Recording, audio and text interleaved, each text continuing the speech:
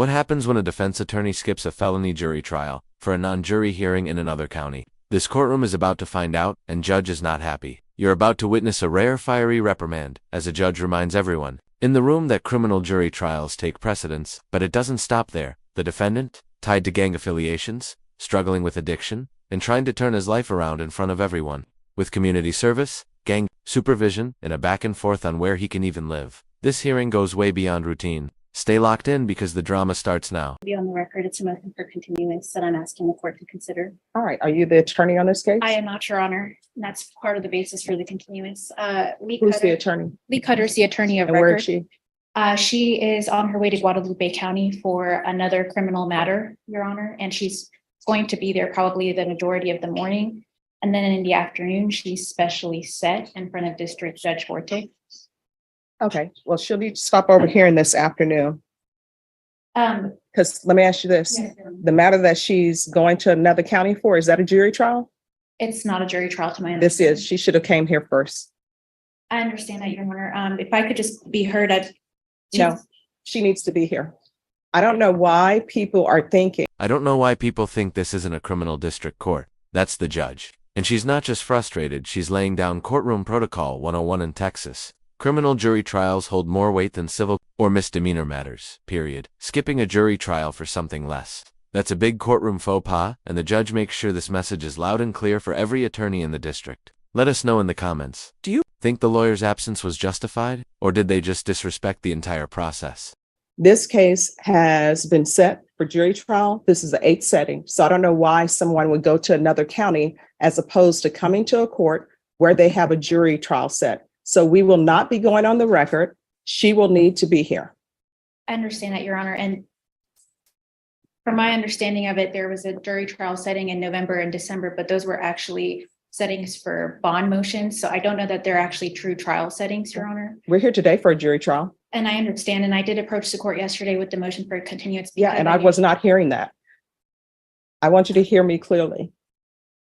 That attorney is in another county for a case that's not set for jury trial. This is set for jury trial this morning. I don't understand why people don't understand that, one, and I consider myself reasonable, one, that jury trials criminal jury trials take precedence over civil matters. I don't know why people don't understand that. District court matters take precedent over misdemeanor courts. I don't know why attorneys are acting as though they don't understand that. So we will not be going on record. I will not be hearing this motion. She needs to be here. So whenever she comes back from that other county that she's in, I will hear that motion. I understand. Your And Honor. whether or not I grant her motion for continuance, I do not know.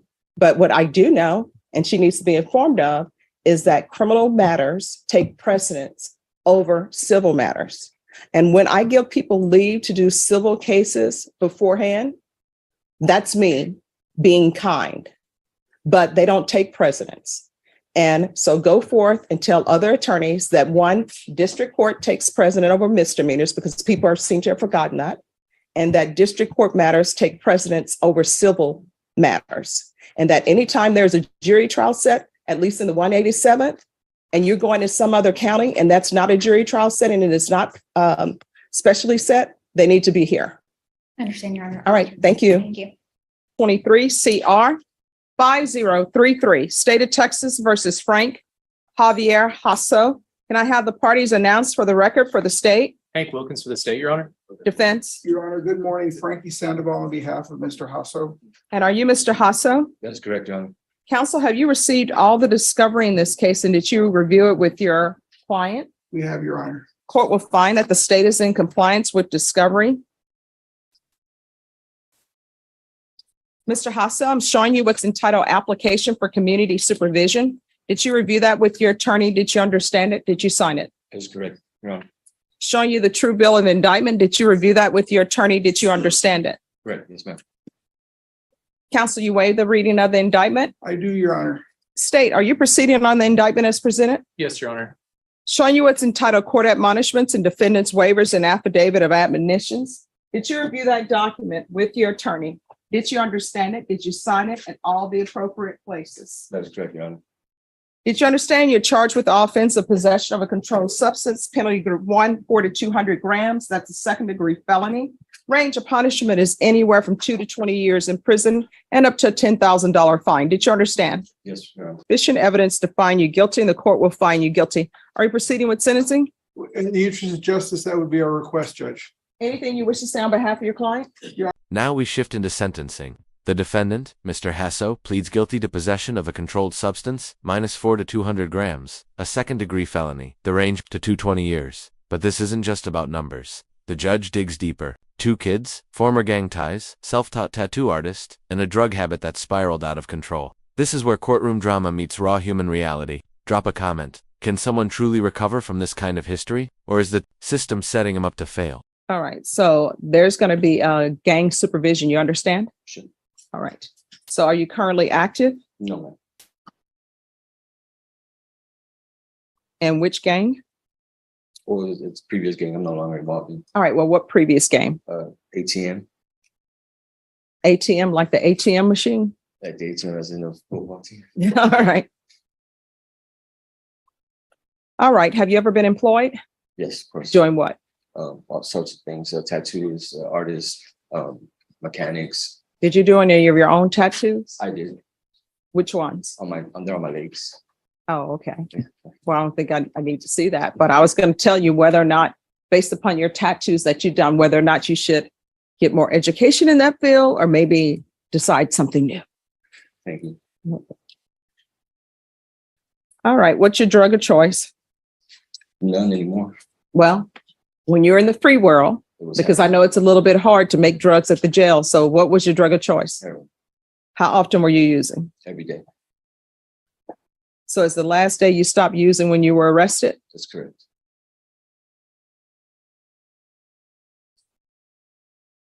How far did you go in school? To 10th grade. Why did you drop out? Really no reasons. Okay. All right. Do you have any questions of your client? No, Your Honor. All right. This is what I'm going to do.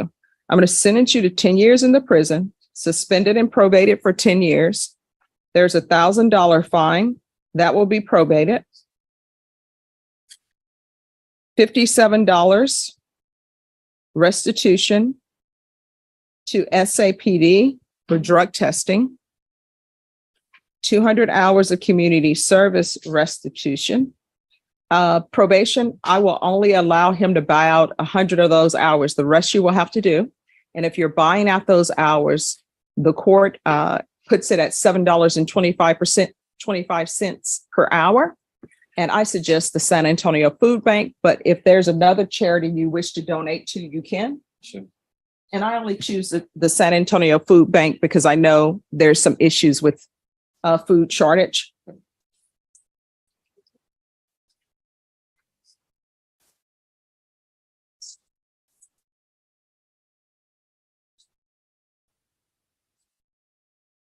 We're going to do a gang supervision. There should be regular reporting by Zoom or in person. If he's not accepted in gang supervision, then it's going to be field visits 1 time per month for at least 6 months, and then probation. If you want to do something less than that, just submit it to the court. This part gets real personal. The judge orders gang supervision, asks about his tattoos, and finds out he's trying to live with a cousin who has 2 young kids.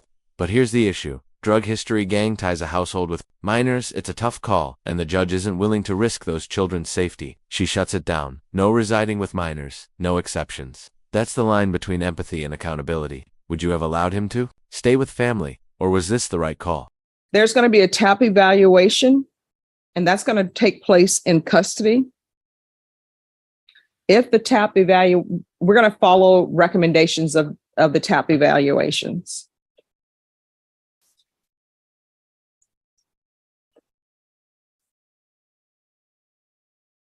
Proof of employment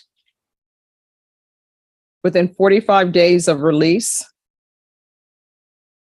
There's to be no employment as a home healthcare provider with minors. There's to be no unsupervised contact with minors. Does your cousin live by himself? No, he lives with his wife and kids, How many children? 2. What are their ages? I believe under the age of 10. But Alright. he has a back house that's separate from the house that I would be staying. And they don't go back there.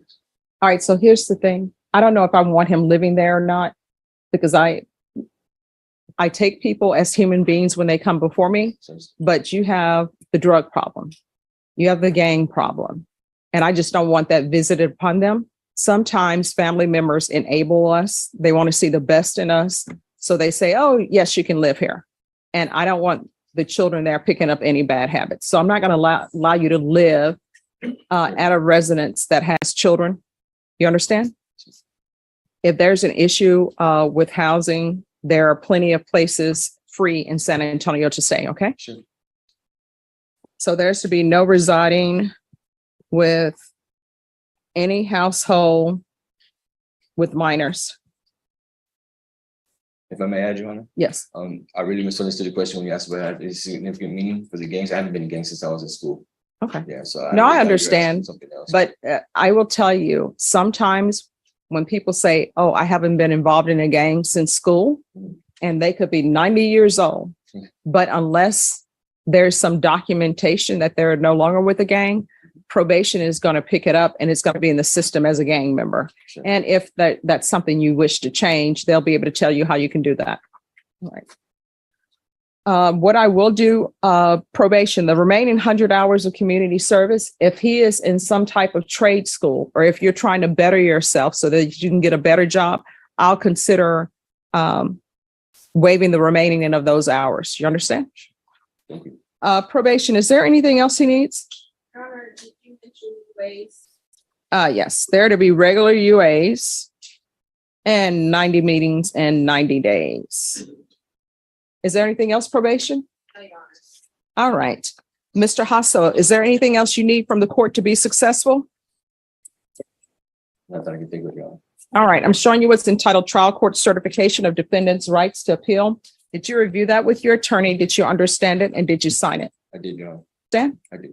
All right, we can go off the record. And this court to be Judge delivers her ruling. 10 years suspended and probated for 10 years. $1,000 fine, probated. 200 hours of community service, strict housing, employment, and gang supervision conditions. But then she adds something powerful. Ask yourself, could this land me in prison for 10 years? If yes, don't do it. It's not just sentencing, it's life coaching. This is justice with teeth and with hope. So what do you think? Will Mr. Hasso make it through probation? Or will the past come knocking again? successful on probation, communication is key. If you need something, probation officer is right there. Just let them know. If you feel there's an issue that they're not addressing, you can always come back to court. But from here on out, everything that you do when you're on probation in this court, before you take an action, there are 2 questions you should ask yourself. Is this something that could potentially result in me going to prison for 10 years? If the answer is yes, don't do it. If it's maybe, it could potentially result in me going to prison for 10 years. Don't do it. You understand? I do, Your Honor. I take no joy in sending people to prison for violating probation or sending people to prison, period, because that means that somebody was unsuccessful in their life. But your attorney, the deputies, and people who have been in this court before will tell you, but I will send people to prison if it's warranted. You understand? Of course. All right. Good luck to you. Thank you so much, Your Honor. You're And that wraps it up. From a no-show attorney to a judge setting the tone for every courtroom in the state, we saw a powerful reminder that criminal cases always come first. And for Mr. Hasso, a man with a checkered past, a chance at redemption and 10 years hanging in the balance, the real sentence starts now. What stood out most to you in this case? Was the judge too harsh or exactly right? Let us know in the comments below. And if you found this breakdown eye-opening, do us a favor, hit that like button, share this video, and subscribe for more jaw-dropping courtroom commentary. We break it all down so you don't miss a moment of justice in action.